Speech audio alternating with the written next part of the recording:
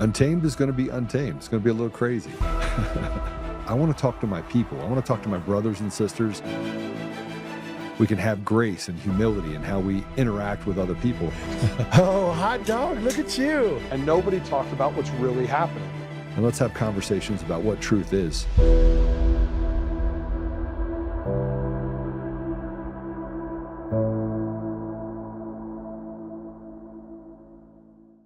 I'm here with Finley at the Grattan Elementary School protest today, which has been amazing.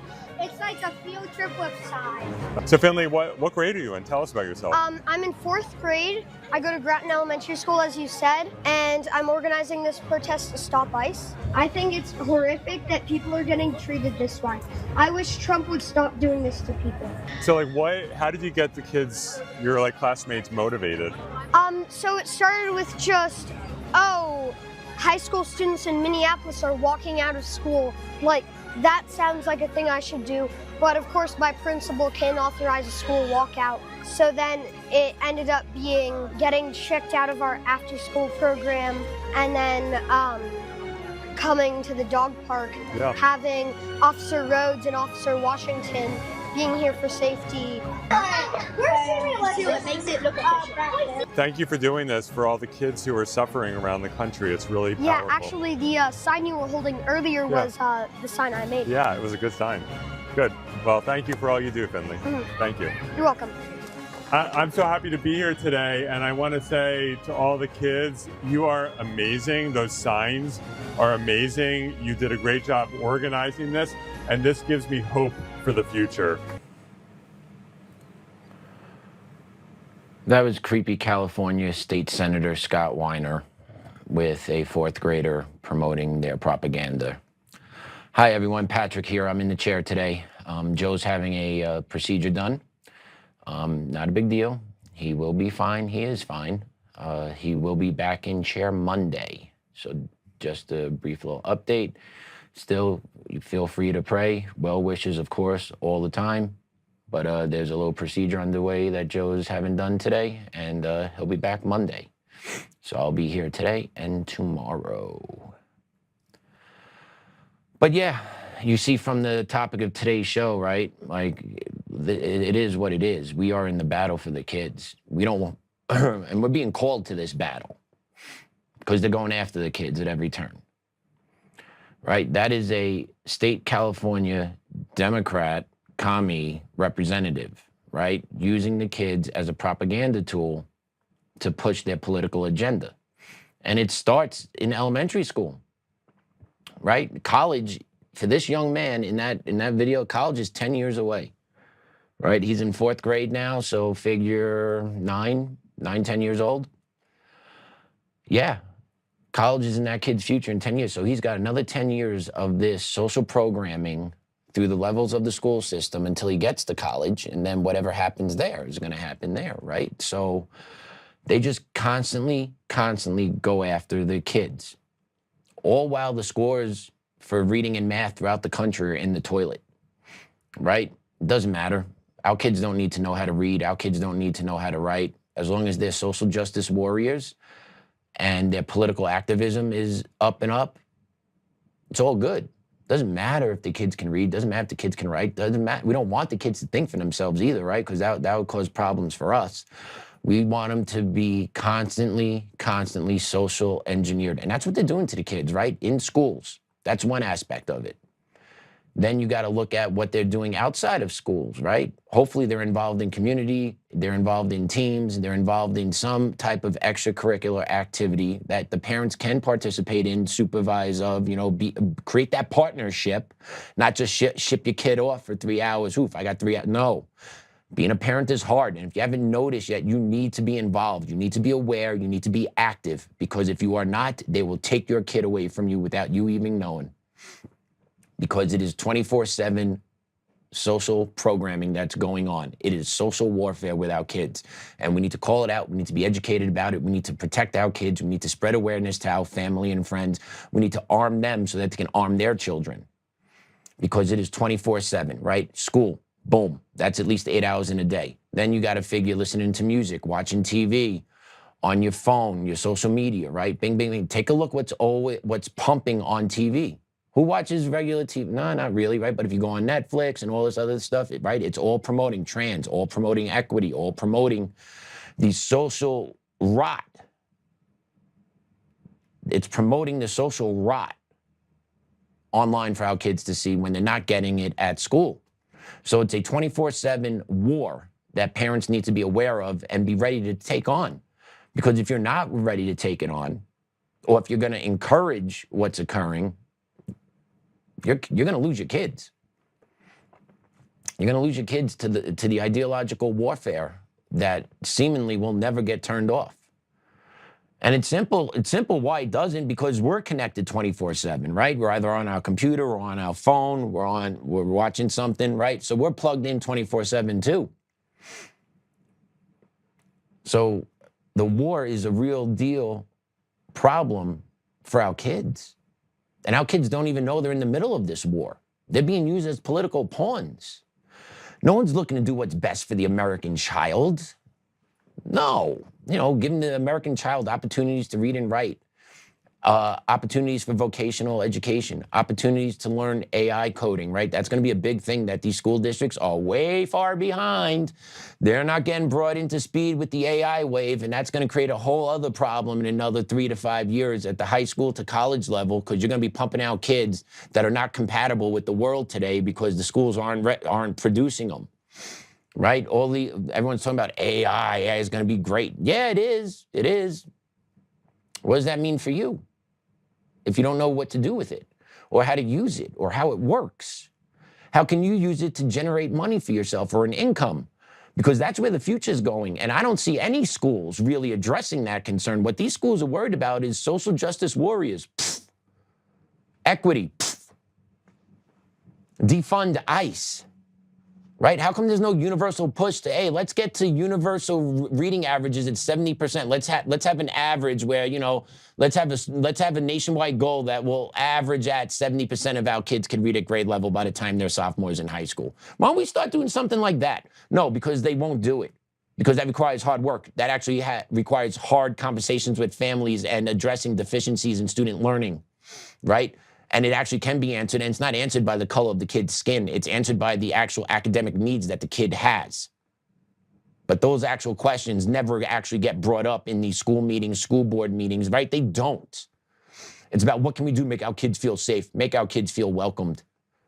Everyone's welcomed at school, all right? That is a lie, number one, okay? Everyone is welcomed at school. No one's turned away at school. Everyone is welcome to come on in. Hey, everyone, have a great day, right? You should be walking around. If you're dropping your kid off at school, I guarantee you see either possible security guards out front, but definitely some type of paras or a school supervision that typically is out front to meet and greet kids, because that's part of the PR schools do, right? So there's no way schools are creating an unwelcoming environment for any kid. That doesn't happen, because that would be bad PR. Schools always welcome kids. Schools are more than welcoming to any kid to come in, right? That's the name of the game. But once those kids get inside, it's psychological warfare. And nobody knows about it. No one understands it, right? We talked a little bit about yesterday how at Cherry Creek School District, Campus Middle School is having this Spectrum Club meet during lunch, and parents weren't notified. But in this meeting, they'll be allowed to view LGBTQ clips, short stories, books, stuff of that nature. Parents weren't made aware of it, right? Psychological warfare. That's what it is. It is working against you as a parent. They believe you as a parent don't need to know what's going on at the schools. And we're going to do what we want to do at the schools because we want to make sure these kids are programmed to what we want them to be programmed to be. And parents today, it's hard to be a parent today. I'm a parent today. A 4-year-old wears the hell out of me when I see him. It's exhausting work, but I love every second of it. Because I know I love my boy and I'm setting my boy up for success. Like, my goal now is to make sure that kid will live a fruitful and great life when I'm gone and when my wife is gone. It's to set him up. But in order to set him up, I actually have to start teaching him about the psychological warfare that the public and the school system does to children. It is crazy. Like, Miss Rachel. Miss Rachel is a freaking off the chain psyop. Like, it is crazy what goes on and what she promotes. Like, we used to watch her, and then I started to see all these clips come out, and then watching how she talks, right? It's psychological programming for kids starting as young as 2, 3 years old.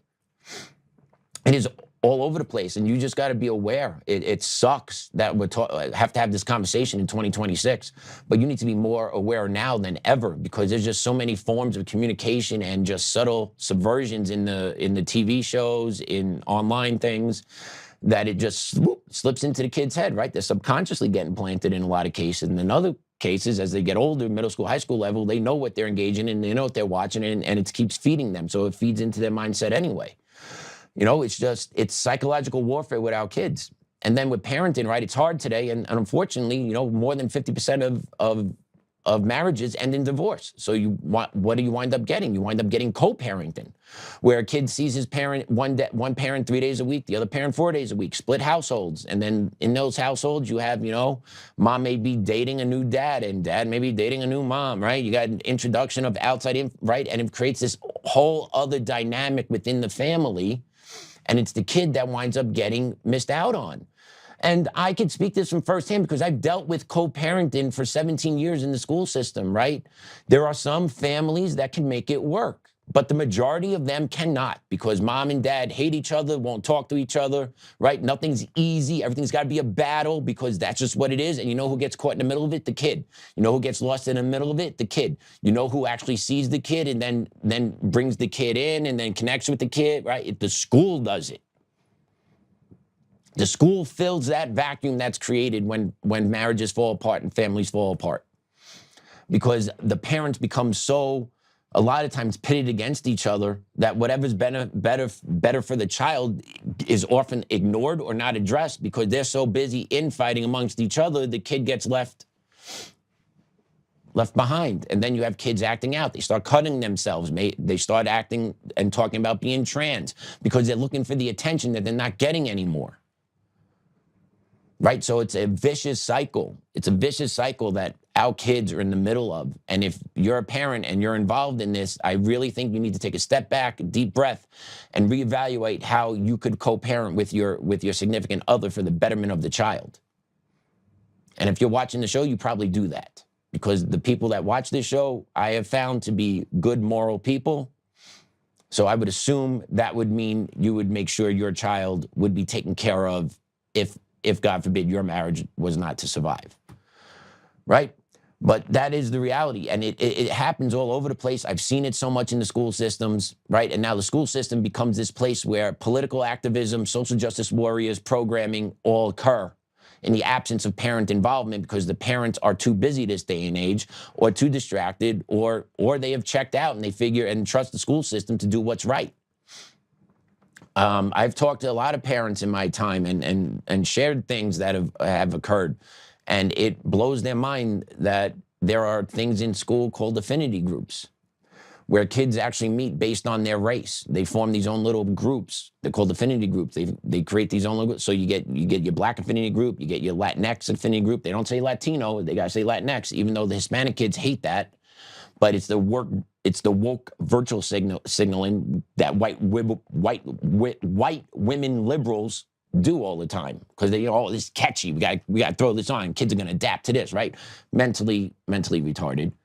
Then you have your Asian affinity group. You have your Spectrum Club, which is your alliance of LGBTQ kids, right? And you basically break down all these kids into all these different subgroups, instead of, hey, you're middle schoolers that go here, or hey, you're high schoolers that go here, right?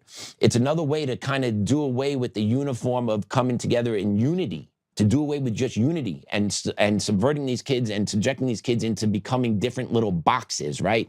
And that's kind of what the left and the commie playbook has always been. They always look ways to separate people into subgroups and different categories, because it does away with the actual unifying beliefs of people, right? Like, for example, America, unifying, great country, right? Everyone, if you come to America, you're like, no. We got to break it down into subgroups that have been oppressed here, or not seen, or not heard, and slowly peel away at that unifying belief that America is a great country, to what you have now today, which is you have middle schoolers and high schoolers walking around protesting ICE saying America is shit, right? It's been a long, slow march. It's all coming to a head, right? The battle for the kids has been going on a long time. Only recently now, I'd say over the past 8 to 10 years, people have become more aware of what's going on with their kids and the schools. And we're going to talk about that all over the place today. Okay, the schools come in, they're hijacked by the communists. Who are the communists? The communists are the teachers unions. Okay, school districts are run by the teachers unions, if you don't know that. How do I know that? Because I was part of it. The teachers unions go out, they pre-select the board members that they want to prop up. Everyone trusts the teachers union because there's teachers, right? And teachers always had this good connotation, this good, oh, they're good people, I'll trust what the teachers say. And that has been used as a camouflage to subvert what actually is good for the children through the teachers union. They operate as we're doing what's best for kids, but in reality, they're doing what's best for their political agenda, which is producing a generation of illiterate kids that cannot do math. That's what's going on in America. So the school unions partner with individuals that want to run for school board and, you know, whoever does what, and then they prop those members up on the school board to get selected. And then those individuals are now in charge of the school board. And now the school board and the teachers union are actually linked together. And then the teachers union go, oh, we need this, right? And they create this ruckus behind the scenes, but create this ruckus out in public. About, oh, we need more funding, we need more of this, we need more of that. Meanwhile, at the same time, they were the ones who picked the people that are giving them the funding that they're bitching about. Go figure. Right? Because they didn't pick them to actually run the district effectively, cost effectively, monetary, right? They picked them to run the district based on ideas, ideological beliefs, aka Communist Manifesto. And that's why what you get is what you get in a lot of these school districts, right? So it's not really the superintendents, it's not the assistant superintendents, it's the teachers union, and specifically more the school board members. The school board members know everything. The school board members run the district. The school board members talk to the superintendent pretty regularly. They have monthly meetings. They have weekly meetings in some cases. So the school boards know exactly what's going on in their district. They know what's going on because the superintendent is telling them. And if the school board doesn't like what the superintendent is doing, they would fire him. Because the school board is the one that actually hires the superintendent and negotiates the contract between the school district and the superintendent. So when Cherry Creek is hitting this whole thing, oh, Chris Smith created a toxic work culture, and we'll get into that a little bit more today because I didn't see any clips on local news last night, so we'll hit that again today. But when they talk about, oh, Chris Smith created this, no, the school board enabled it, and the school board's trying to actually step away and say, oh, no, not me, not me. No, it was you, and we got the receipts here. We got the letter that was written to the school board in 2024 about the toxic work culture Chris Smith was creating. Okay, in 2024, he resigned in 2026. So what happened? School board can't say they didn't know. School board was well aware. But they chose not to act, and we'll get into that a little bit later. But these school boards, these school districts all throughout the country are the biggest problems, okay? We're going to play a clip right now out of Washington State. This is a clip from Washington State where the teachers union is congratulating students about protests. Let's play it. I would include our amazing students who have been taking action, not only in the city of Seattle, but across the state, in Wenatchee, Moses Lake, Richland, Spokane.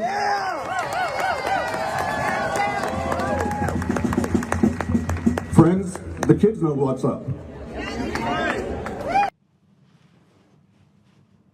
Okay, that's the Washington State Union talking to the kids. Okay, they know what's up. Can they read? Can they write? Can they function? Are they literate? And another question is, would you support a pro-ICE rally? Would they? Would school districts support kids organizing for a pro-ICE rally? We're going to have an ICE light-up day today where we support ICE. Would school districts support that? I would imagine they would have to, otherwise they'd be squashing the First Amendment speech of the other students. But I would guarantee most schools would be like, no, we're not allowing that today. And people would go back to class and they wouldn't cry. So the students wouldn't push the issue any further. Conservative parents wouldn't push the issue any further. And then the commies just run the school system the way they do. That's why you only see protests one way. Because the other side wouldn't be authorized to do it. The other side wouldn't be allowed to do it. That's why you see this. And it's also good PR for the school district, right? They get their kids on TV, right? Kids, oh yeah, kid, good for the kids, right? So it just programs even more the useful idiots down on the street level. Meanwhile, these kids are just nothing but political pawns, and they're going to be paying a hard price for the rest of their lives because they're not getting equipped with the skills that they're going to need to have in order to survive in the next wave of technology advancement. Which means they're probably going to be the group that gets stuck on universal basic income when we get there. And then they'll be relying on their social credit score. And if anyone is familiar with the social credit score, look into what it has done to people in China. Okay, that's a plan for here, guaranteed. And the left want to bring it here, and the left will bring it here, without question, because it's all about conformity. So I wonder what this teachers union rep from Washington State has to say about this next clip we're going to play. I want to play this clip. This is from a wrestling tournament in the state of Washington. I'm just going to play it, and then we'll talk about it afterwards. Get to your base! Get to your base! Get to your base! Why her face look like that?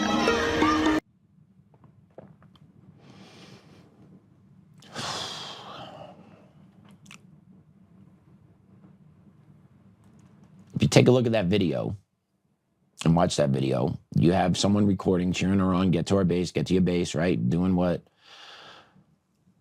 a normal supporter would say during a wrestling match, trying to cheer on her child. But if you're also watching that, you probably noticed a blurred image on your screen. Well, that young lady was wrestling against a transgender student. That was a man on top of that young student. And you actually watch that video again, you could see the fear in that student's eyes because she knew something was occurring during that match that shouldn't be occurring. That young man's was touching that young lady's private parts. Let's put up the next post, please. This is from one of our favorites here, Free as Can Be. We've had him in studio a couple weeks ago. Really cool guy doing a whole bunch of interviews about what's going on in Colorado, the political corruption, the race for governorship, right? Really cool guy, but he put this up about this. Democrats call this equality. Bring back mental institutions, bring back parenting. Years ago, we would have laughed at the idea of boys and girls sports. Now young ladies are left vulnerable and their voices and opinions are silenced. Her fingers are in my vagina. Kaylee Keller, a 16-year-old female athlete, was unknowingly matched against a teenage boy in a girls' wrestling competition. Keller alleges she was sexually assaulted during the match. She attempted to call out to her mother during the struggle, but her mom couldn't understand her. The girl, terrified and overwhelmed, allowed her opponent to win to bring a quick end to the match, later discovering that her opponent was male. He's now qualified for the upcoming Washington Girls State Championship. That young lady was sexually assaulted by a transgender, by a him, in a wrestling match. And the state of Washington allowed this to happen. So I wonder what that organizer talking to those kids about being proud about them, about being nice, I wonder what he's got to say about a young lady competing for a state championship to the best of her ability being sexually assaulted by someone that is not the same sex as her. I feel so bad for that young lady. Horrible. You could see the helpless look in her eyes during that video. And where's the outrage here? Nowhere. No one's speaking about it. Libs of TikTok gets it out there. That's it. It's a freaking shame that this is going on. And this needs to be a wake-up call to everyone that has a daughter.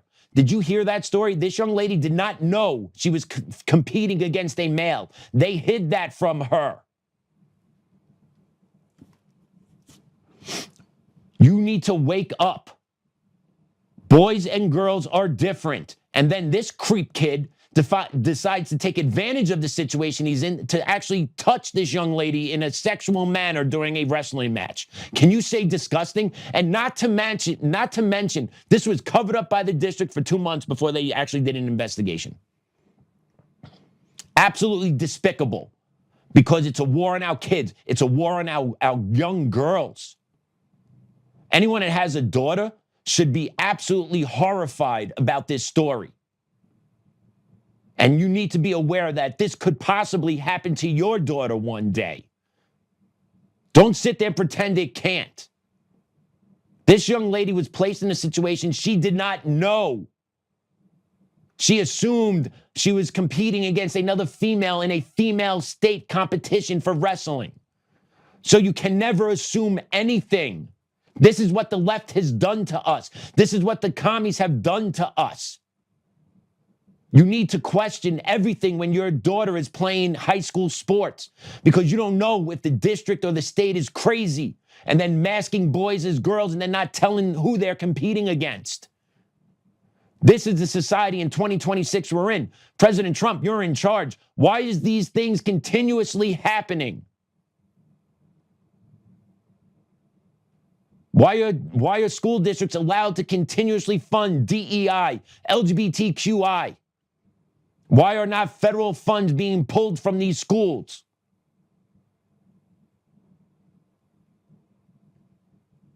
They have no reason to change what they're doing. So who pays the price? Our kids. That young lady will be scarred for life. That look in her eye, you could see the moment when she's like, I'm helpless here. I don't know what's happening and this is wrong. You see that look in her eye. How many other young ladies have had that look when competing in sports? How many other young ladies have been knocked out on the court because they're playing against physically superior people? I'm sorry, that's the genetics of it. Men are physically superior to women. We hit puberty and it goes astronomically faster. It's the truth, right? A couple years ago, Summer Olympics, the Italian boxer refused to compete against the male, and everyone's like, oh, no, it's all good, it's all good. Well, did you see a story that recently came out, I think it was a couple days ago, that boxer had the male chromosome. So the boxer from Italy was robbed of a chance of competing for a gold medal because she didn't want to get punched in the face by a man. And by the way, what man are you to actually do this to women? You're not a man, you're a pussy. You're a can't hack it man. That's what you are in any sport that you have to go play and compete against women. You know, how come there's no movement of females wanting to compete in male sports if there's no difference? Why doesn't that happen? If there's no difference, how come there's no women looking to compete in male sports? How come no women are signing up to fight in the heavyweight division in boxing? Why isn't that happening? How come women are saying, yo, you know what, I'm not getting paid the right money in the WNBA, so I'm going to go ink a deal in the NBA and say I'm a man? How come that doesn't happen? Because there are differences, and everyone knows it's crazy. But yet we still subject our young women in this country to this bullshit every day. It's absolutely disgraceful. And anyone that actually condones this and supports boys and girls sports, you have serious mental health issues. You have no clue what you're doing to the young generation of females. You're victimizing some, and others, you're making warriors. And you're going to reap what you sow on both ends. You're going to have a group of victims walking around, but then you're going to have a bunch of tough as shit females that are not going to take any shit from anybody, because they're going to be the ones that saw the garbage, called out the garbage, survived the garbage, and is not going to tolerate the garbage. You're going to develop a whole class of warriors coming up behind this. You have no idea what you're doing here. And then you have activist teachers, right? So you get it all. You have in high school sports, athletics, females being assaulted. You also get activist teachers in the classrooms all day, every day. Please, we can make all shows about the crazy people that are teachers this day and age. About all teaching's political. This is my, right? All these warriors that got programmed, that have no purpose in life. They have nothing to go home to except maybe their cat. Right? But this is McAllister Huhan, an elementary school teacher in North Carolina, who calls herself the neurodivergent teacher, and she puts content out. Let's take a look at her.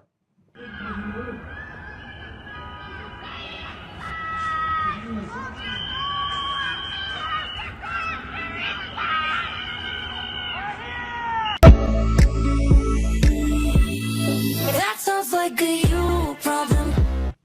So one way that we can help prevent another burst of concerning behaviors for all of our students everywhere is speaking out against what is happening in Minnesota, against ICE in our schools and in our communities, causing mass trauma for our entire school system, for our entire community, for all of our students.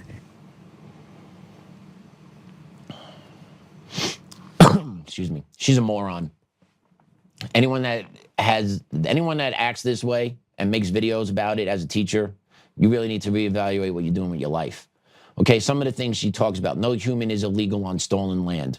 Okay, let's get into that. You're right, no human is illegal, but humans can commit illegal actions, right? So like coming into another one's country is illegal. There's repercussions for that, right? And by the way, McAllister, do you leave your door unlocked? Do you leave your door wide open? Be like, hey, come on in, free shit. You know, you want to grab a snack? You want to take some money out of my wallet? You want to grab a shower? Grab a shave? Right? No, I bet you she locks her door. Guarantee she locks her door, make sure no one comes in that she doesn't want in there. But it's okay to do that to our country, but not your house. Why? If anything, people that want illegal immigrants here should be the ones that sign up to actually do like a sponsorship of them. You feed them, you clothe them, you give them your money, set them up with a job. Let's see how long that lasts. Right? Remember the whole Martha's Vineyards fiasco, man? That was so great. When Governor Abbott just started sending illegals up to Martha's Vineyard, to all those woke tards up there that were virtual signaling from their yachts.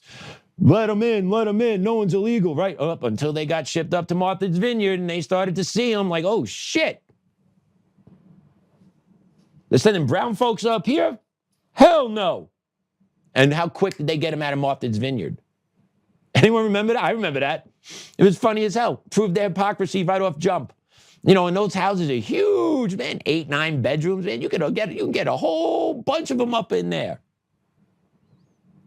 But they never did because, you know, it'll affect them. It'll affect their gated community. It'll affect their day-to-day. No, I don't want to see this. I think get this out of here. This beautiful view of the Atlantic Ocean. Get this riff-raff out of here. I can't look at this. That's what they do. That's what this idiot teacher is. Teaching is political. No, it's not. Teaching is not political. Teaching is basic. You teach kids how to read, write, and think. You don't teach kids what to think. You teach kids how to think or how to dissect a problem. But that doesn't happen in schools anymore. There's no critical thinking skills. It's either you actually follow these social norms or you'll get consequenced.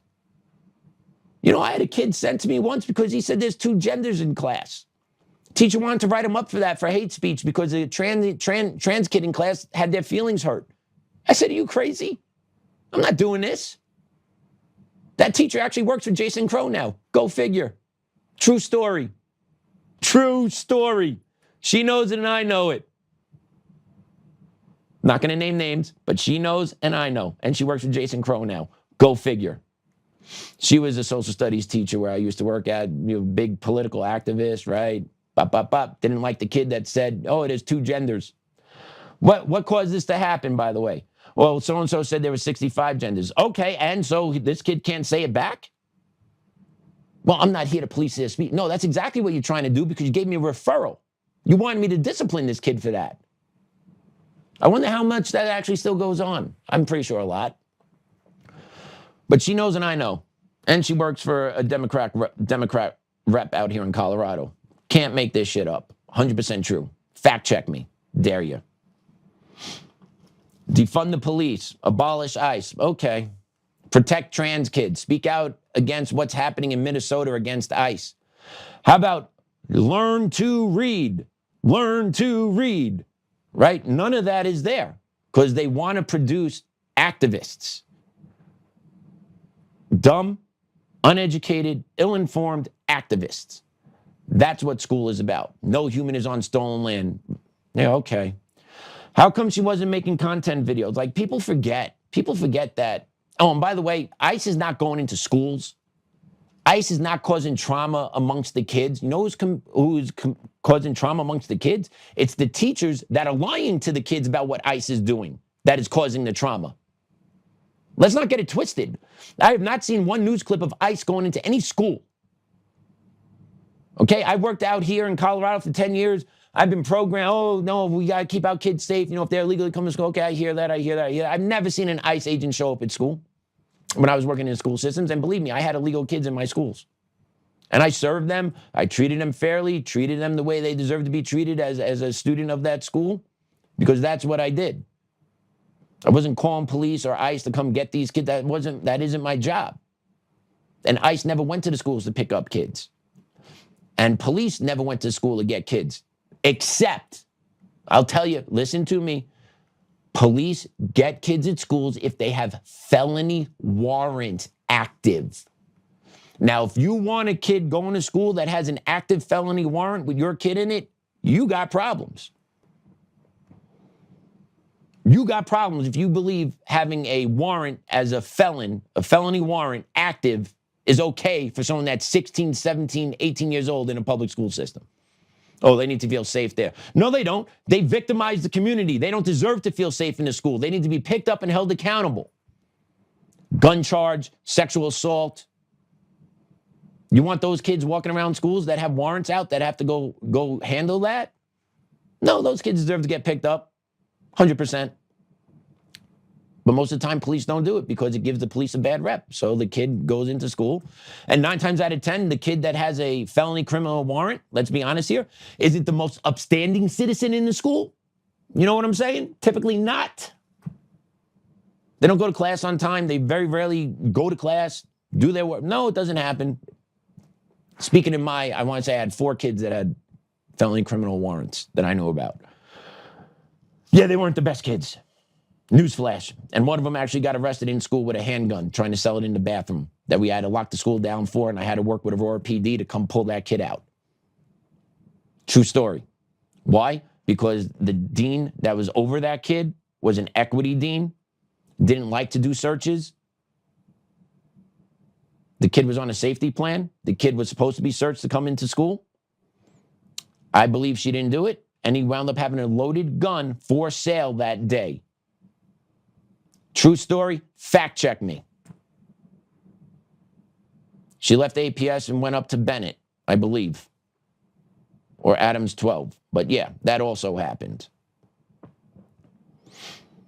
Not naming names, but that did happen. And unfortunately, that young man that was taken out in cuffs because the cops are walking him out with a 9mm hanging out of their hand like this, he's cursing the cops as they're walking him out of Hinckley. It happened at Hinckley High School when I was a dean there.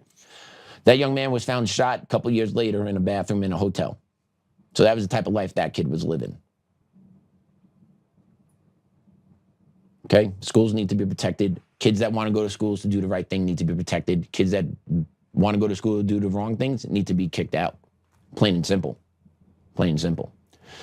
Right? But let's not forget, right? This teacher's making this whole thing, no one's illegal, this, that, and the other thing. I wonder if she made any TikToks for Laken Riley. You think she made any TikToks for Laken Riley? You guys remember that name? The 22-year-old University of Georgia student who was killed in February of 2024 while jogging on campus in Athens, Georgia? Anyone remember her? She was beaten to death. Her skull was disfigured. The suspect, Jose Antonio Ibarra, was a Venezuelan national who entered illegally in 2022. He was charged with murder and other related crimes. I wonder if she made a TikTok for Laken. How about Rachel Morin, 37, mother of 5, who was brutally assaulted, raped, and murdered in August of 23 while hiking on a trail in Harford County, Maryland. Her body was found hidden in a covert. The suspect, Victor Antonio Martinez Hernandez, a Salvadorian national who entered illegally and had prior alleged crimes in El Salvador, was arrested after a nationwide manhunt. Where's the content from this young lady for her? Or how about her 5 kids? You want to talk about the trauma that your kid, how about the trauma of that young lady's 5 children that lost their mother who was brutally beaten and raped. That's what they know happened to their mother. No tears about it though, right? No, right? Because it doesn't fit your narrative. It doesn't matter. It matters to those 5 young ladies. It should matter to every American that's been victimized by someone that shouldn't be here. Because lives change forever. I don't want to hear it. If someone's not supposed to be here and they kill someone, that person that was killed should still be here if that person didn't come here illegally and was allowed to stay based on bullshit sanctuary policies. Or how about Jocelyn Nungaray? She was abducted, sexually assaulted, and murdered in June of 2024 in Houston, Texas. Her body was found in a bayou. 10 Venezuelan nationals who entered illegally early in 2024 and were released pending proceedings were charged. Or Kayla Hamilton, bound, assaulted, and strangled in her home in Aberdeen, Maryland in 2023. The suspect was an undocumented immigrant. Let's not forget about the hundreds of thousands others that were killed or murdered because of illegal immigrants. DWIs, DUIs, drunk drivers that kill people, truck drivers that kill people. You guys heard about the Amish family of 4 were killed two weeks ago in Pennsylvania? Or I think it was Ohio, actually. Tractor trailer ran into their buggy, driver, illegal immigrant. Where's the outrage there? There is no outrage because it defeats their narrative. Okay? Criminal, illegal aliens have to go. Illegal aliens need to go. Plain and simple. We need to get our house in order. We are so out of order, it's out of control. Our finances out of order. Our immigration policies are out of order. Our immigration enforcement's out of order. Our medical system's out of order. There's fraud everywhere. Our election systems are out of order. Right? Everything's just throw it up in the air. It's crazy. And on top of all this, we're talking that teacher's talking about the kids this, the kids that. Right? And we open with this Democratic state senator talking about the kids. Well, let's talk about the dark side of the kid trade, right? The sex trafficking, the illegal alien kids that come here unaccompanied. What happens to them, right? Well, listen to what Tom Homan uncovered in Minneapolis with the ICE raids that were going on. Listen to how many kids they just found there alone.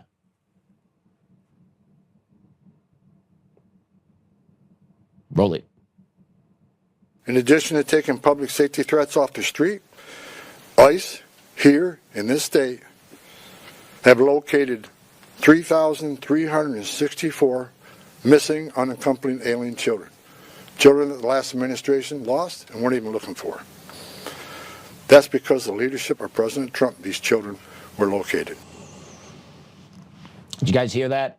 We're talking about kids, right? No kids illegal. No one's illegal on stolen lands. The kids this. You had 3,364 unaccompanied alien kids that were found in Minnesota during these raids. What is that about? That's one state. And they didn't even hit up the whole state, really, right? It was mainly concentrated in Minneapolis. That's one state. How many unaccompanied minors are there throughout this country and what's going on with them? Who's taking care of them? Anyone care to ask?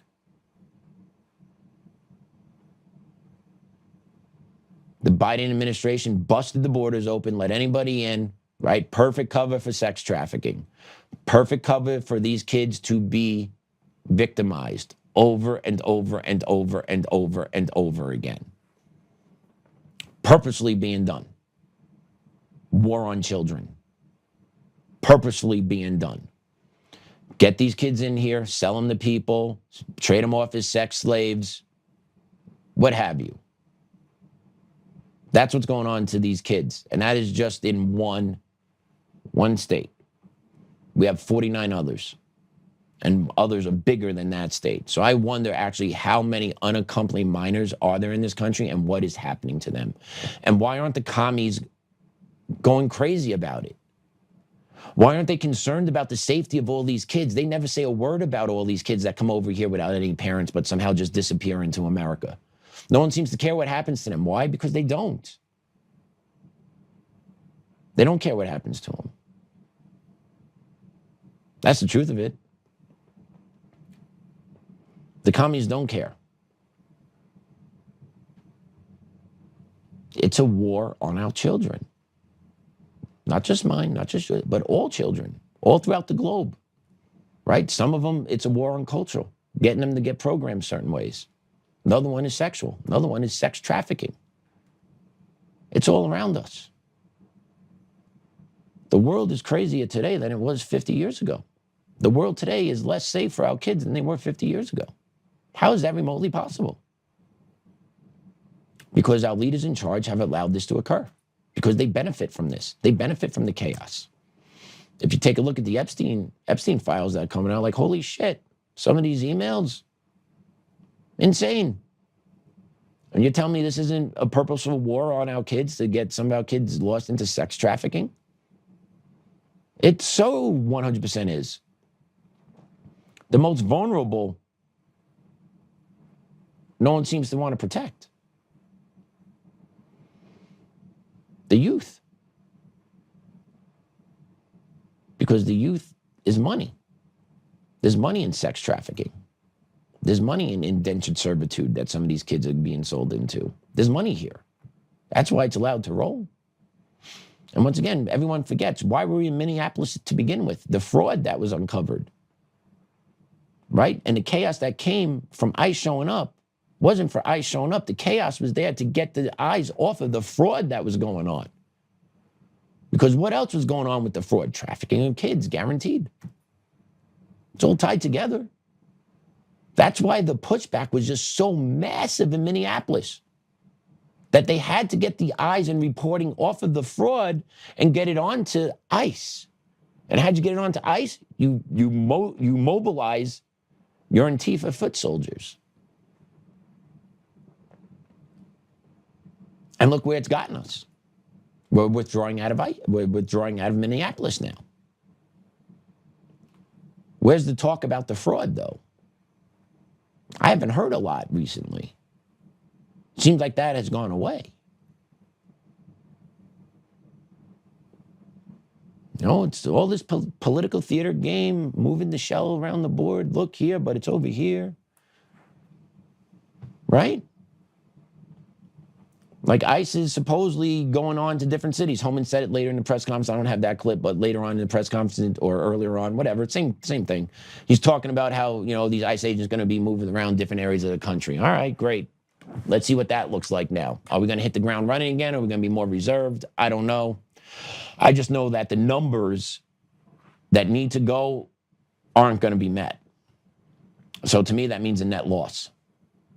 Because what that means is after Trump's out, and the commies win, they're just going to bust the floodgates wide open again. And we'll be at a net loss, then plus bringing more in. It's just going to be, it's going to be insane. You're going to be stuck under a waterfall of just illegal immigrants coming in.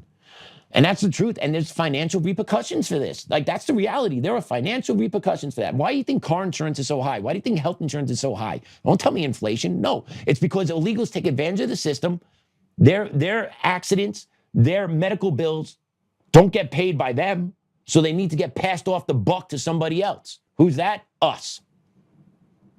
That's the truth. Tell me I'm a liar. But that's the reality. Like, more medical bills, I told you about yesterday. Like, I got more charges. Like, well, I paid you up front. You told me this is what I owe. But no, medical companies are allowed to do this. They're allowed to audit their bills and shit, and then they're allowed to hit you with a bill up to a year later for services rendered. So yeah, they go through there. I guarantee most of you probably had this happen to you because medical companies are going through these bills to make sure they can suck every last cent out of you because they need to supplement what they're not getting from the illegals. How much is it to have a kid? 40, 50 grand in a hospital? Okay. Who's having more kids in America this day and age? White people or illegals? Americans or illegals? Go back and forth. Go back and forth. Someone's got to pay for it. Those costs are so much because for every one we have, we're paying for two. We're paying one for ours. We're paying one for the illegals. That's why it's so much. Newsflash for you. Same thing with your medical costs. Every time you go to the doctor, your cost is probably double because you got to supplement for who's not paying. But that's all good. No one's illegal. No, just my pocket goes empty. I pay for medical insurance that doesn't cover shit. I pay taxes and I get no benefit from it. Why? Because the American people, like we said yesterday, is at the bottom of the totem pole. And then you get these moron parents that are programming their kids, right? These liberal women, these white liberal women who are absolutely off their rockers. This is what a white woman liberal does with her kid. This is what they do for fun time. Let's play cut 7. Christy Noem is a bird-legged hoe. I said Christy Noem is a bird-legged hoe. Oh, Christy Noem is a bird-legged hoe. That hoe has got to go. Christy Noem is a bird-legged hoe. Come on. Christy Noem is a bird-legged hoe. Hey. Christy Noem is a... Okay, that's how deranged white liberal women are. Okay? That's how much they need validation from young people in online. That's what they need. They need validation because their lives are so empty, even though she has a daughter right next to her coloring a sign that says F ICE. And she's making another sign about the police. Why don't you do something more constructive with your daughter? But it's the programming. I'm sure that young lady is going to turn out just absolutely fine. And then you look at the mom, just look at the mom, you can tell the mom's a wreck. This is like the biggest thing to her. Anti-ICE protest, gotta get my clout. I gotta make this TikTok video. I gotta drop that Christy Noem music behind it. I gotta look good on my social media clout because I need that validation because my life is so empty. That's what the left does. Like, that's what they need. That's what a lot of these teachers need. Their lives are so empty that they need the validation from their kids in front of them, and then they need the validation from their social online warrior army as well, because their lives are completely nothing. It's these social justice warriors that have nothing else going on. Like, you have your kid there. You can do so many other things with your kid, but this is what you decide to do to have fun and do constructive things with your kid. And they're not the only one. We talked about yesterday. These commies take their kids to ICE protests. They take them to Antifa marches. They chop off their pee-pees when they're 7 years old. That's the left. That's the commies. It's a war on the kids. That's why you got to fight like hell to protect yours. And we talked about this a little earlier, but, you know, war on kids again. Let's pull up the Cherry Creek, the CPAN alert from the Colorado Parent Advocacy Network. Once again, Lori does great work. If you have a chance, drop by their page, see if you can contribute some bucks. They do need some funding. We would like to have Lori on in a couple of weeks, and we'll get more info going. But yeah, CPAN alert, Cherry Creek Schools. Ba-ba-da-ba! The hostile environment for faculty, staff, and parents didn't happen overnight.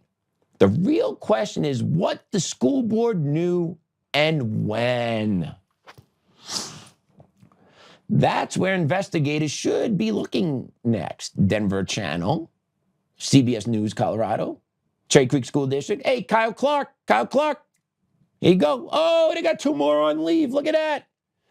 Cherry Creek School District, 2 more placed on administrative leave. Why is that? Oh, insubordination by one? And then the other one's married to him? Why do they have people that are married working together on these top school administrative staffs? Why does that happen? Because they're a criminal cartel. And then the school district is going to tell you, the school board's going to tell you, well, we didn't know anything. I'm not aware of anything. Well, I'm just going to pull something up real quick. I got something I just want to tease a little bit, share it to you. You can leave that up, Damon. Leave that up for a second. So we got the letter. It's dated December 27th, 2024. Hi, Cherry Creek. How you doing? Ineffective leadership and retaliatory practices of Superintendent Chris Smith and Chief of Human Resources Brenda Smith. So yeah, we got the letter that some principals sent to the school board. Okay? We got the letters.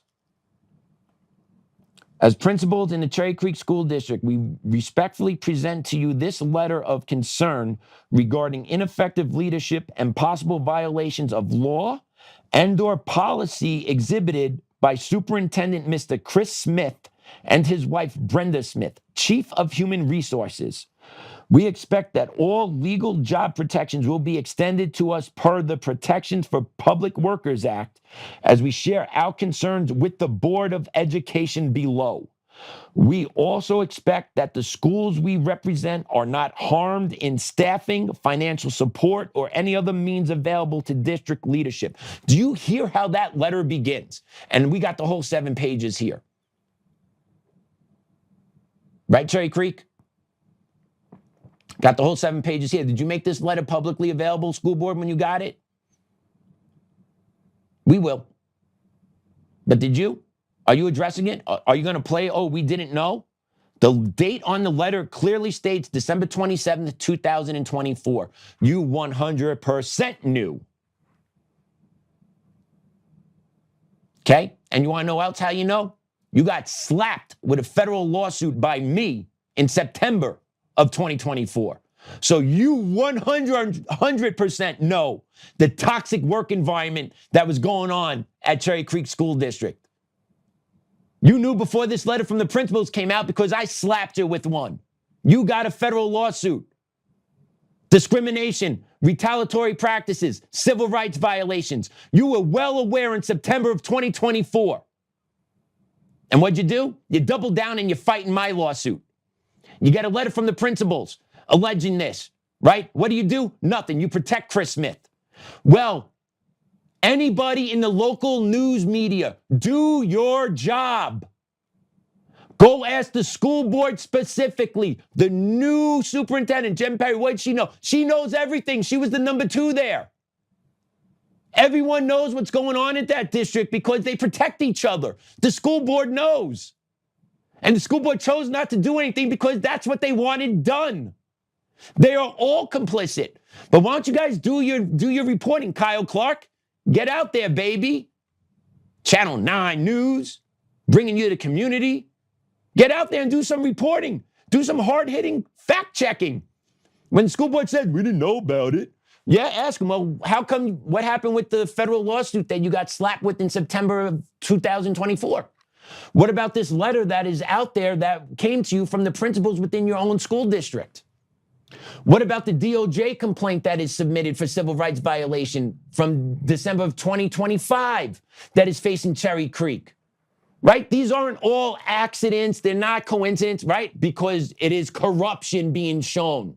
Light is being shown on the corruption. Now, what is the local media going to do about it? Are you going to bust the stories open? Are you going to do investigative research? Are you going to look at some possible, I don't know, maybe some principals that are part of some nonprofits or educational consultants firms that are contracted out from the school district? Maybe you should look into something like that. Maybe something like that is going on in Cherry Creek. I don't know. Maybe. Maybe there's some principals that have ties to nonprofits and educational consulting groups that are then contracted out by the district to run professional developments among their schools. Does that happen? Ooh, it would be great if some investigative reporting were done. Right, Kyle Clark? Because you're about the people here. You talk about bringing accountability. What other accountability do you need to show light that Cherry Creek is corrupt? And it's all being reported. It's out there. Go do an interview with Colorado Parent Advocacy Network. I dare you to call Lori and set up an honest interview about the corruption that's going on at Cherry Creek. Because you protect your own. You are a communist news network. You do not care about the people of Colorado. All you care about is about protecting DEI, equity, and the left, and the communists that are in charge, Kyle Clark. Why? Because you too, sir, are a communist as well. You're a graduate of Ithaca College, right? Go look up Ithaca College. Far left-leaning institution in upstate New York. You, sir, are a communist. You will never report on this. Because once again, it's bad for business. Because you're going to show how evil and corrupt your side is. Because that school board is run completely by one side of the political spectrum. They finally allowed a man on the school board, I saw, but it was Bates's husband. And if anyone knows, right, she said, she had the news clip of, oh, we don't need any white males on it. Well, she forgot to finish that statement. She finished it 4 years later, except if it's my husband. But I don't know if that's allowed because they don't want white males on the board. So maybe he's a tranny. I don't know. But yeah, that's Cherry Creek School Board. They're all complicit in it. All of them know it. They know and encourage what happened. And they're just allowing Chris Smith to be the fall guy, Brenda Smith to be the fall guy. And I'm not shedding any tears for them, right? They all deserve to go down. But the school board, too, itself needs to go down because they are the corrupt ones as well. And they're the ones who are planting these seeds and making sure all this stuff that's going on in Cherry Creek school districts all over the place, hiding stuff from parents, right? Promoting Spectrum Club, promoting affinity groups, all while reading and math scores are low. That's who's in charge of the Cherry Creek School District. That's what their priorities are. And also doing away with academic success, right? They eliminated valedictorian, right? No high school in this school district of Cherry Creek has a valedictorian anymore because that was considered harmful. So they did away with it. Well, Cherry Creek, your policies are harmful. It is very clear your policies are harmful, being your superintendent resigned in disgrace and you're putting everyone on leave out. You can't just blame everyone. Look in the mirror, Cherry Creek School District School Board. It is you, and you can't run forever.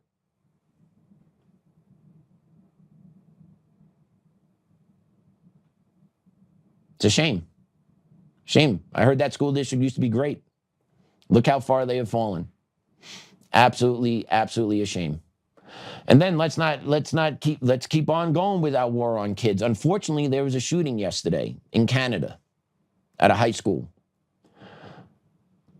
where a 17-year-old opened fire, killed 10, himself included, 25 injured.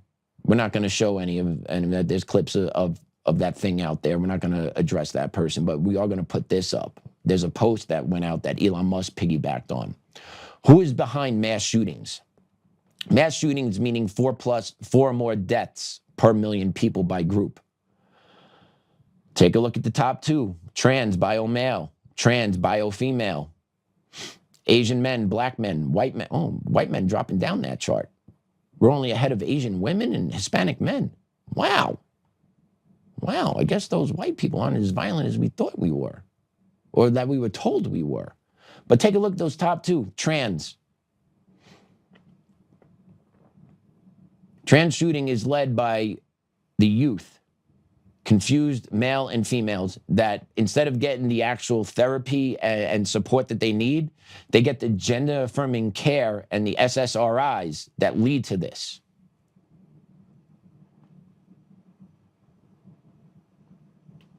It's the reality that we live in. But yet, we know this is happening now, but how come we still push forward with gender-affirming care? Why? Because it's a war on our children. And I'm not saying there aren't kids out there that aren't confused. There are. That doesn't mean you have to affirm their confusion. It's okay to be confused for a while. There's no right or wrong answer. It's okay to go through steps to kind of figure it out instead of just saying, I feel like a girl today. All right, you're Daisy, boom, and you're in. Right? But these kids that are going through these transitions typically have mental health issues. It's not just there's other things, depression, suicide tendencies. There's other things that are going on behind the scenes. And then the trans wave takes off in the public school system. And then these kids that come out as being trans or wanting to be trans, they're held up as heroes, right? So they get that public affirmation and that peer affirmation that they're missing somewhere.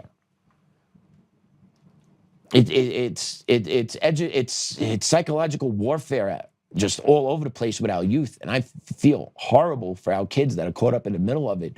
If you don't have strong parents with a strong foundation that give you strong principles, a lot of kids are going to get lost in what's going on out there. And I will keep calling this out.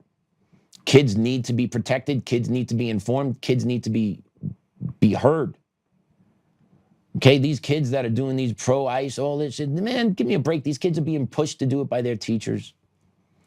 Okay, if it was really important to the kids, they'll be doing it on their time, on the weekends. Okay, they don't. They want to miss class. And their teachers want to miss class too. So like, hey, perfect storm. Let's go protest for 2 hours and say we were doing good work. That's the truth. That's like what happens. Morin kids, man, crazy. We're going to shift gears a little bit now. We'll come back to kids, though, later. We're going to shift gears a little bit. There's a hearing going on the Hill today, and you have the Attorney General from Minnesota, Mr. Keith Ellison. I don't know how he's not in jail. He was made aware of the fraud in Minnesota, turned a blind eye to it, probably facilitated some of it. But he's on the Hill, and he just got bodied by Senator Bernie Moreno when he was asked about ICE and immigration. Check this clip out. The country illegally, or you overstay a visa, should you be deported? My simple answer is, sir, it depends. Okay, so if somebody breaks into your home, should they be arrested for breaking and entering, or does it depend? It's an entirely different scenario. How's that? Because immigration is essentially a civil, and the breaking into my home is a criminal matter. Oh, okay, gotcha. So if there's laws that should be enforced, so we shouldn't enforce civil violations? We absolutely should enforce them. But you just said that it's a civil matter, so it's different. So if somebody you enforce civil matters. So if somebody commits a civil infraction, it shouldn't be enforced? It should be. Okay, so they should be deported. No, they should have due process that is associated with their petition. So, for example, so the act of entering the country illegally, you think we should say, well, did you really do it or not do it? It's pretty obvious that they did, right? Well, I mean, it would depend on the facts of the situation, and then they might say... I just gave you the facts.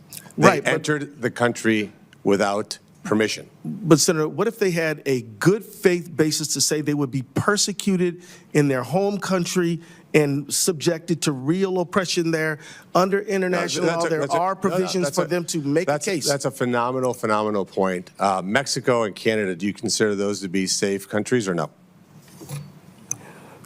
Generally, I do, but there are certain generally you do? Well, So yeah. You should be allowed to come here illegally. You should have an open door policy. Keith Ellison made that perfectly clear. It's a civil infraction, so they shouldn't be deported? Well, what if this? No, what if nothing, right? And the reason why they were talking about Canada and Mexico, because what Ellison's going to talk about in that clip is about what if they're coming here for asylum, they're going to be persecuted in their country, and then Senator Moreno bodies them right back and says, well, you know what? Asylum laws doesn't guarantee you get access to America. Asylum, you can go seek to the safest country nearest your border. Right? So that's why Senator Moreno was lining up Mexico, because Mexico is a safe country. Illegal aliens that are looking for asylum would be able to claim asylum in Mexico. But they don't want that because they want to flood our borders with illegal immigrants. And if there is so much persecution going on in Central South America or where everyone's coming, where are the news clips? Where are the highlights? Where is it? Where's the media propaganda war being unleashed on us to make us see the persecution of Latin and South American people? Because it's not happening. Now, the economics down there not great? Sure, it's not. It's not great. But does that mean they're being persecuted down there for any type of belief? No, it's not. So what those people want to do is they want to direct their way up, which is a far way to go. It's hard to do. And they want to come here and get free shit. And the Democrats want to support that. Because there is a process to come to this country legally. Just most people say, hell with that. Why? I can just walk in illegally and I'll be fine too. And that's what happens because no one enforced it. And then Trump enforces it and you get people crying about it. And then you get an attorney general that can't really answer a question whether or not it's legal or illegal to enter a country. There's a legal way to do it. There's an illegal way to do it. If you do it illegally, you got to go. Plain and simple. You don't get passed and then come in and then get hit off with all these entitlements. Like, no, that's bizarro world.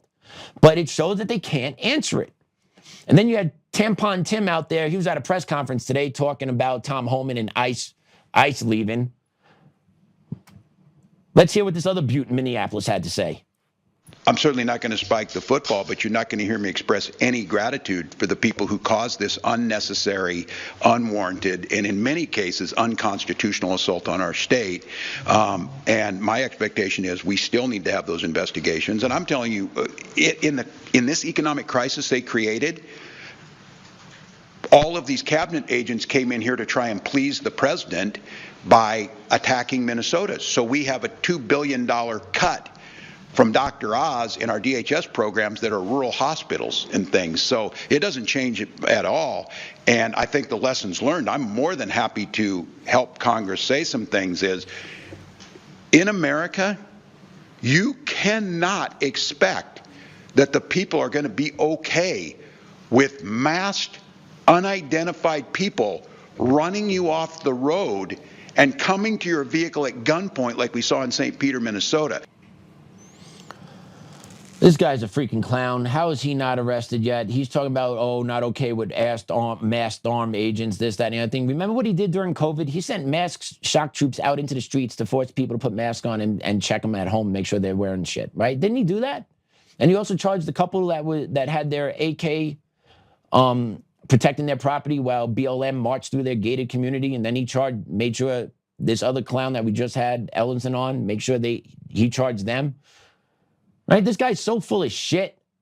And somehow he's still walking around here, free as a bird, talking about, oh, now $2 billion is going to be cut from rural hospitals. Like, you give a shit, dude. You allowed so much fraud to actually go through your state. And now that Trump's pulling money back, you're going to play the victim. You're such a flake, dude. And this is the bullshit I talk about. Like, enough of these games. Can you just go in there and arrest him for sedition for enabling criminal illegal aliens to run a criminal enterprise of fraud within your state? I would think that'd be good enough for a treasonous charge or sedition charge to start, or just a RICO charge.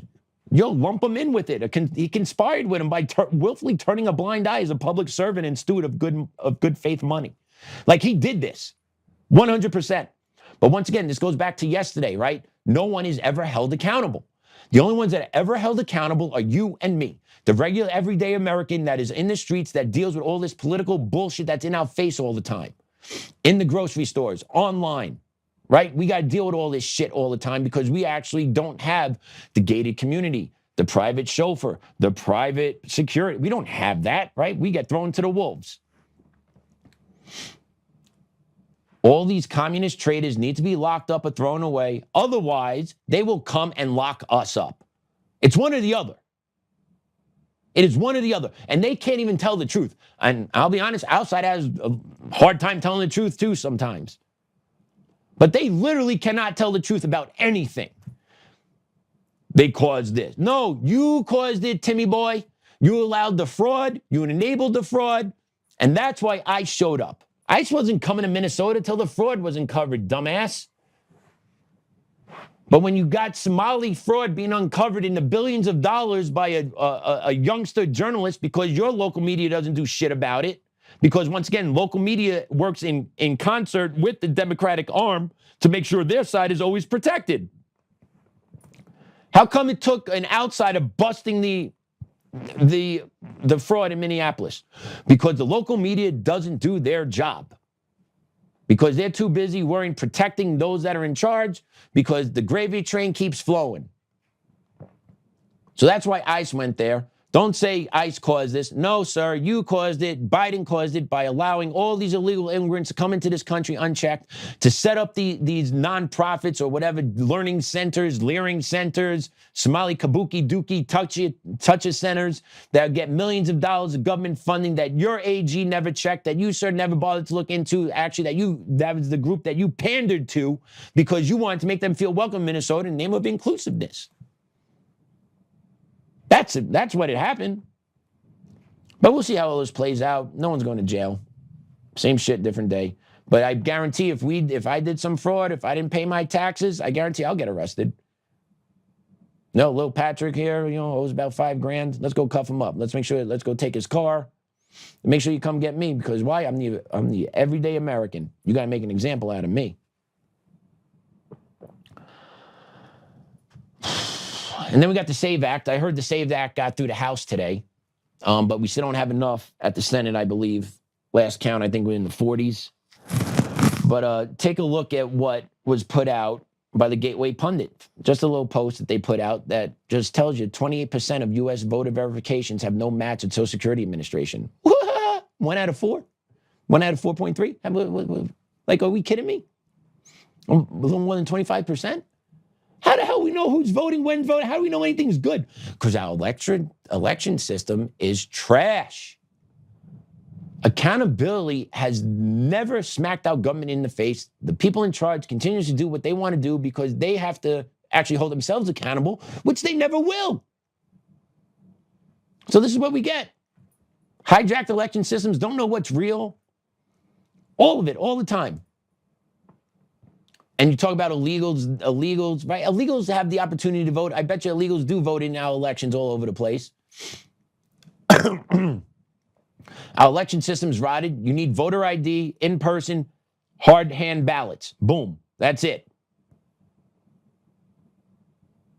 It's so simple, but yet so hard. Why? Because the fraud is needed by the left in order to achieve their goals. So they will keep pushing at this, pushing at this, pushing at this. Doesn't matter that 28% of U.S. voter verifications have no match. Doesn't matter. Doesn't matter that 70% of Democrats believe this SAVE Act should be passed. It doesn't matter because they need the chaos of the system in order to keep the system hijacked by them. That's why.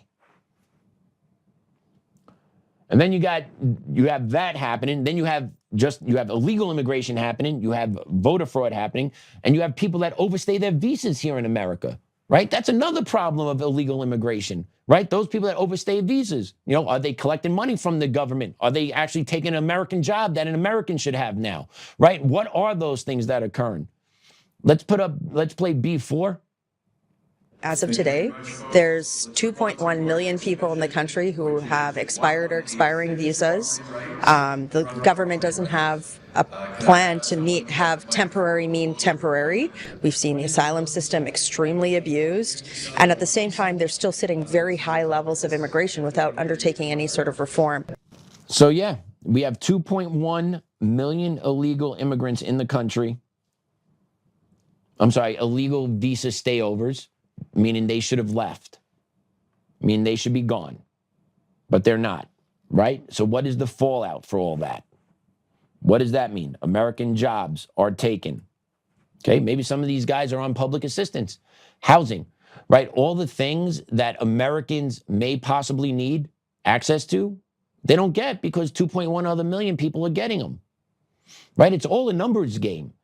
And if 2.1 million people here are here illegally working, that's taken away 2.1 million jobs from Americans that need jobs. It's not that hard to understand. It is really not that hard to understand. But yet the Democrats continuously fight any measure to tighten up our border security, to tighten up immigration policy, to tighten up deportations, right? It's like they want to bleed our country dry and eventually lead us to collapse. Because the stuff that is going on in our country is not sustainable. And I'll be honest, I don't believe President Trump is getting enough done. There's more that needs to be done. Like, what has been his major victory in his first year in office? What can he hang his hat on? Executive orders that get ignored at the state levels. He passes one big, beautiful bill. Deportations that he is now slowing down the throttle on because of the PR that took place in Minnesota. So what does he have to hang his hat on? And he still hasn't done anything about the elections. SAVE Act's not passed. Maduro's in jail. Is there this wide cast net coming, President Trump, where you're going to arrest everyone and bust open this election system, or nothing's going to happen here? And then today, the director of ICE, Todd Lyons, was on the Hill. He testified that there's over 1.6 million illegal immigrants in the country with existing deportation orders. So you have illegal immigrants that have deportation orders that need to go too. So you have 2.1 million on expired visas. You have 1.6 million illegals here with deportation orders, right? That in itself is 3.7 million people that are still in this country illegally. Not to mention the other hundreds of thousands, if not millions, that came here illegally. And then out of those millions, how many are committing crimes or on public assistance, taking money away from the American people? Or yeah, I'll give you one better. How about they work, get the money, and then they don't pay taxes on it and then send it back to their families? Because that happens too. So who becomes a sucker in all this? The American people who do things the right way. Enough is enough. But the ones up top don't give a shit because they don't ever have to deal with it. They have more money than we do. They don't care about the taxes. They know the loopholes. They have the accountants. They have the laws on their side. They have the judges on their side. It's just us here on the ground floor, Americans, that then get lumped together with illegal immigrants and criminals and pedophiles that constantly are let back on the streets by the corrupt justice system that we're in the middle of. We're all thrown in together. Stuff needs to get done, guys. Stuff needs to get done.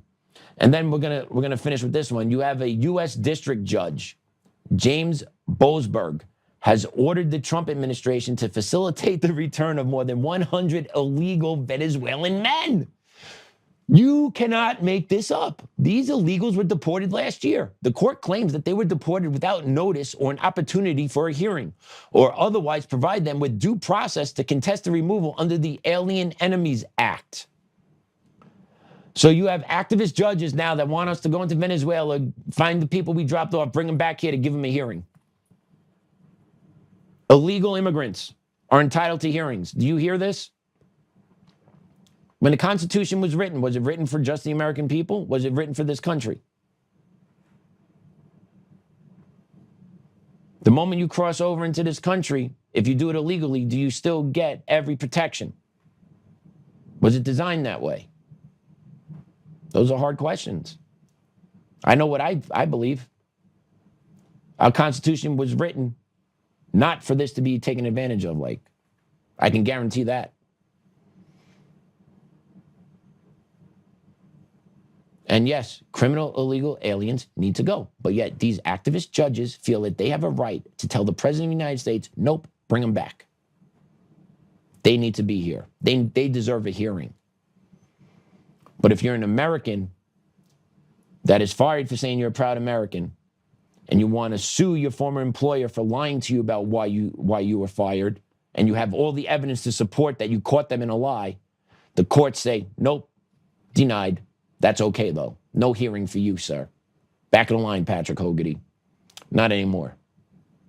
Not anymore. So, yeah, it's a war for our kids. The judicial system is under attack all the time. So, yeah. Interesting times we live in. Interesting times. I didn't say burn it down today, but I am telling you, protect your kids, share the knowledge, hold them close, love them, build them with principles, ground them in principles, because those principles will serve them for life. You don't want the principles being instilled in them by corrupt communist educators. You don't. You want to be the ones that give your kids the principles to live on. I'm not telling you what your principles are. I know what I believe good principles are, but that's not what I'm here for. I'm not here to tell you my principles. I'm just here to tell you, make sure you give your kid the principles you believe are most important. Because if you don't, the schools will. And your kids will most likely acquiesce to what the schools want because they want that affirmation. It is a tricky, slippery, disgusting slope we're in. And it is psychological warfare against our kids. And we all need to be aware of it. And we need to call it out when we see it. And we need to educate those that are uninformed.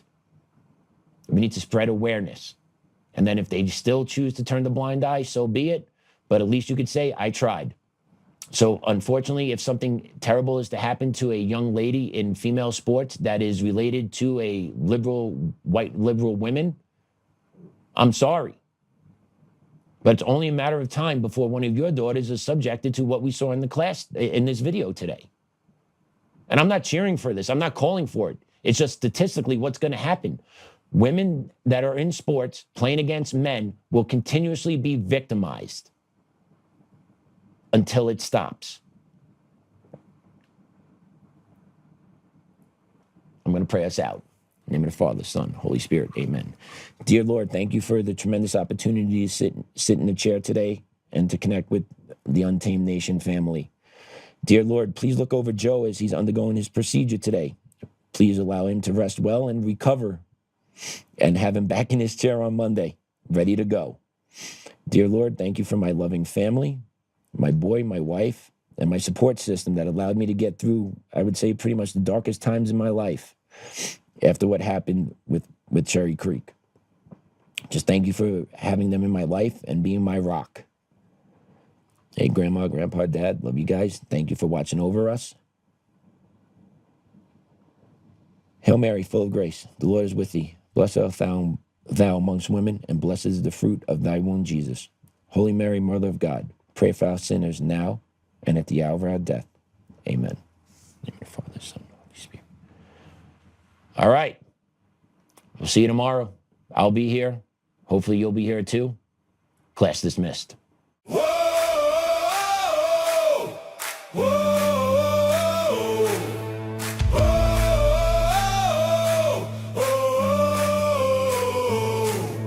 Rising from the fight for the forgotten and the free, exposing rigged machines, Coomers, lies, dominions, deceit, pays a grand each day, shielding truth from corrupt halls, but he won't back down, standing tall through it all.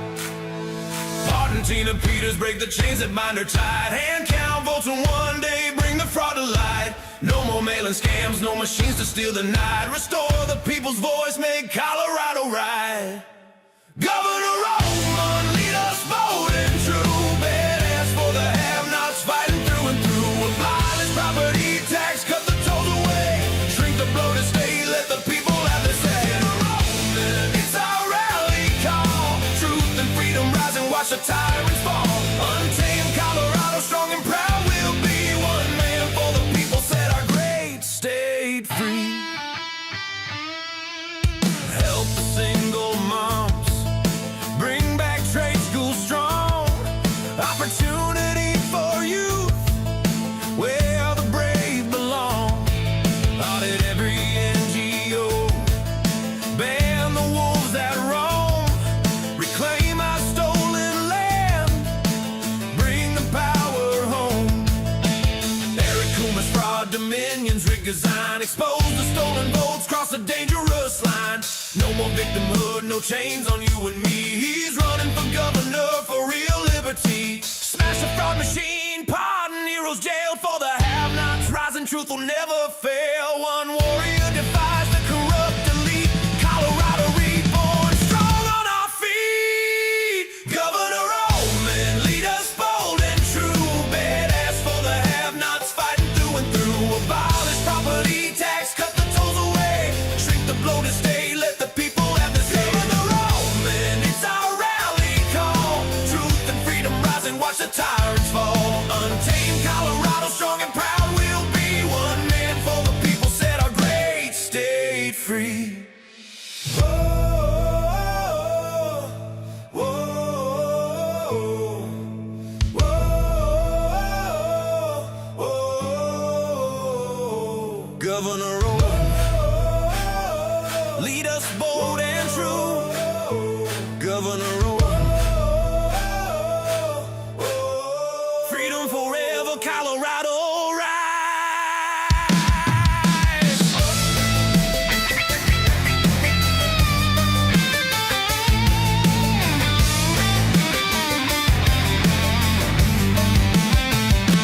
Governor up, governor up, governor up, governor up, governor up, governor up.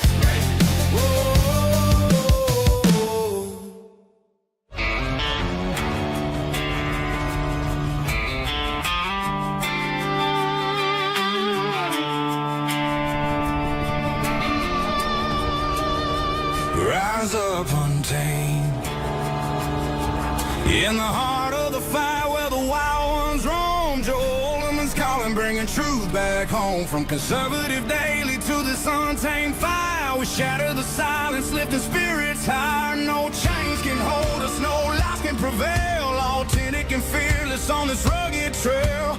Patriots gather under stars and stripes. Untamed nation, igniting the night.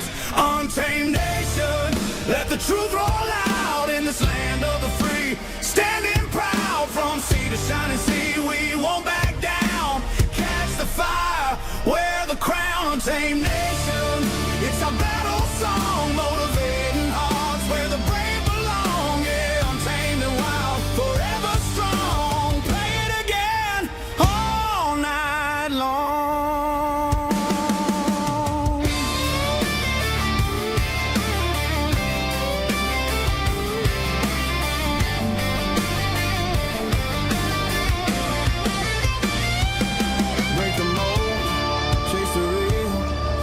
no games, time to heal. Joe's voice leads the Untamed crew. Truth matters through and through.